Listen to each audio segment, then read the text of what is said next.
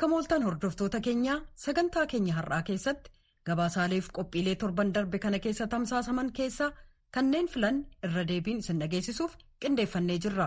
Kan isin keessummeessu Antuu Jibee Horaati. Hanga xumura sagantaa keenyaatti nu waliin akka turtan isin afeerra.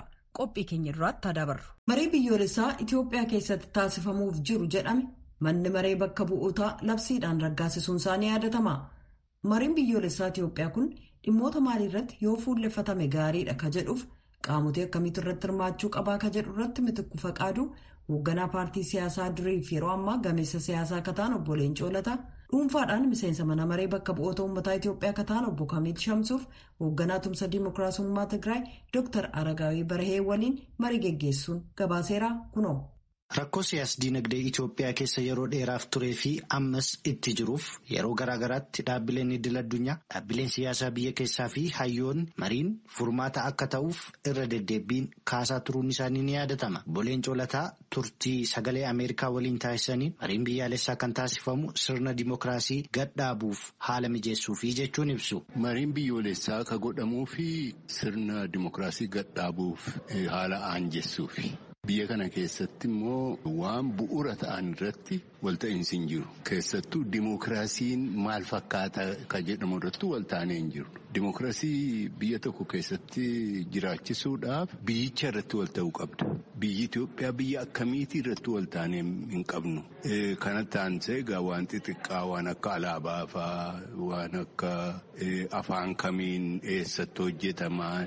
Afaan mirgi hambummaa mirgi citizenship rights jara kanarratti waliin taane kana saaqamee dirreetti wal gabbaafnee tarii waan irratti wal taanu yoo argame sana booddee heera biyyaa tumannee walii wajjin bullaa jechuudha. Dhaaba Dimookiraasii Tigraayitti dura taa'aa kan ta'an Dr. Aragaawii Barhee gama isaaniin mariin biyyaalessaa Itoophiyaatti amma gaggeeffamuuf jiru gaaffii yeroo dheeraaf gaafatamaa ture ta'us rakkoo biyya kanaa ni fura jennees amanna. Koomishiniin maricha gaggeessu ammayyuu deemsarra jiraatullee ajandaawwan marii osoo ta'an kan jedhan haalatti aanuun ibsu.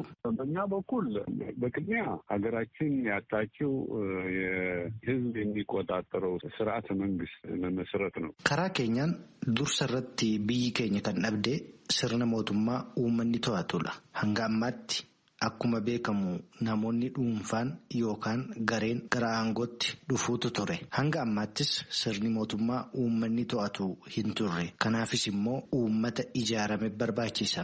Marii sirna akkasii jijjiiru jalqaba irratti otoo taasifame waan guddaadha jennee yaanna. Gaaffiiwwan baay'eetu jiru. Tokkoffaa dhimma caaseffama federaalaa, lammaffaa waa'ee alaabaa, sadaffaa dhimma mirgoonni namummaa fi diimokiraasii kabajamuu sirni akkasii akka jiraatuuf irratti mari'atamee waliigalteerra akka ga'amu barbaanna.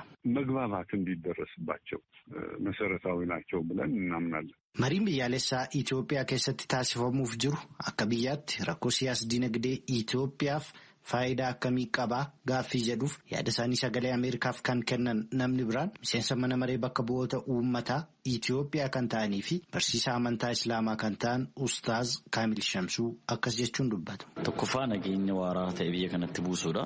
Lammaffaa immoo sirna mootummaa tasgabbaa'aa ta'e kan biyya kana uummata tajaajilu gadhaabuudha.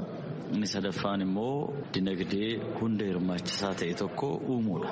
Maaliif jennaan wantoonni kun sadan sababa walitti bu'insaatii fi biyya kana keessatti rakkoo guddaa wantoota uuman keessaa tokko waan ta'eedhaaf. Marii biyyaalessaa Itoophiyaa keessatti taasifamuuf jiru irratti fedhii fi yaadonni garaagaraa jiraatanis dhimmi wal waraansaa fi marii nagaa gaggeessuu ammayyuu wal falmisiisaadha. Dhimma kana irratti gaaffii kan gaafataman obbo Leencoo Lataa. Mariin biyyaalessaa kun yerootti jalqabamuuf jiru yeroo isaa miti warri jedhan jiru. Kunis immoo akka sababaatti kan kaasanii biyyittiin yookaan immoo mootummaan federaalaa qaamolee garaagaraa wajjin wal waraanaatii jira. Fakkeenyaatti TPLF wajjin karaa kaabaa Oromiyaa keessattis bakkeewwan garaagaraatti waraansi jira. Naannoo Beenishaangul keessattis akkasii. Wal waraansi kun osoo hin dhaabbatiin gara marii biyyaalessaatti seenuun balaa mataasaa qaba warri jedhan jiru. Sin maal jedhu? Ani mariin biyyoolessaa kun akkaataa gaaffii lola maddisiise kanaaf iyyuu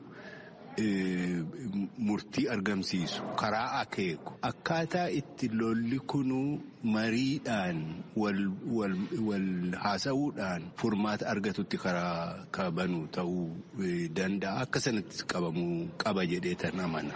Isa kamtu dursuu qaba? Marii moo waraana dhaabuutu dursuu qaba? Osoo danda'ame waraana dhaabuutu dursa. Haala sun hin mijanne jalatti garuu marii biyyoolessaa jalqabdeetu sun marii falammii humni qawwee baatee mootummaa mormuu fi mootummaa gidduutti deemu immoo karaan banamee akka sanatti furmaatii waaraan furmaanni nagaan argama jechuudha. Kan biraa lafa kaa'amuu qabu mariin biyyoolessaa kun hundaafuu banaa ta'uu qaba. Garuu namni dirqamee dhufuu hin qabu. Yoo fedhe dhufee qooda fudhata. Dhufee qooda fudhachuuf immoo qawwee baatee hin danda'amu. Kanaaf warri amma qabsoo hidhannootiin deeman akkaataa isaan kun itti hirmaachifnu irratti yaada haaraa, yaada murteessaa maddisiisuun barbaachisaadha. Dooktar Aragaawii Barhee gama isaaniin marii biyyaalessaa deemsifamuuf jiru irratti qaamoleen fedhii isaanii karaa meeshaa waraanaan kabachiifachuuf qabsoofna jedhan marii kana keessatti hirmaachuu hin qaban jennee amanna jechuun himu. በእኛ በኩል አካታች መሆን አለበት የሚለው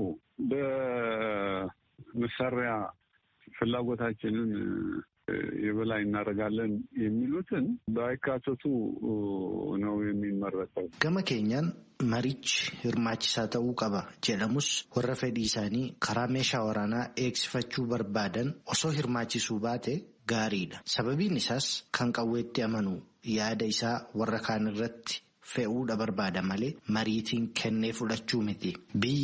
Biyya kan godhu immoo murtoo uummataa harka caalaan fudhachuun kennanii fudhachuutti amanuudha. Kanaafuu gareen waraanatti amanan marii kanarratti osoo hin hirmaatan ta'e filatama. Gareen kun ni hirmaanna yoo jedhan garuu yaada karaa nagaa fi marii kanaa fudhatanii meeshaa waraanaa isaanii lafa kaa'anii hirmaachuu danda'u jedheen amana. መሳሪያቸውን ጥለው ሊሳተፉ ይችላሉ ብዬ ነው የማምነው። Erga mariin kun furmaata nageenya waaraa biyya kanaa ta'uu walii gallee qaama tokko bakkeetti dhiisne qaamni biroon yoo mari'ate ammas furmaata fida jedheen amanu. Kanaaf qaamni kamiyyuu loogii tokko malee karaa bakka bu'aa isaa marii kanarratti hirmaachuu qaba jechuun kan ibsan immoo Ustaaz Kaamil Shamsuuti. Ani inni karaa nagaa qabsaa'us inni karaa rasaasaatiin mirga sabaa kabachiisedhee qabsaa'us inni kaabaan inni kibbaa inni bahaan inni dhihaa hundi lammii biyyattii kanaa irratti hirmaachuu qabaan jedha. Rakkoo iddoo tokko jiru iddoon tokko nagaa ta'uu waan hin dandeenyeedhaaf hundi namaayyuu akka inni irratti hirmaatu ulaan banaa ta'uu qaba.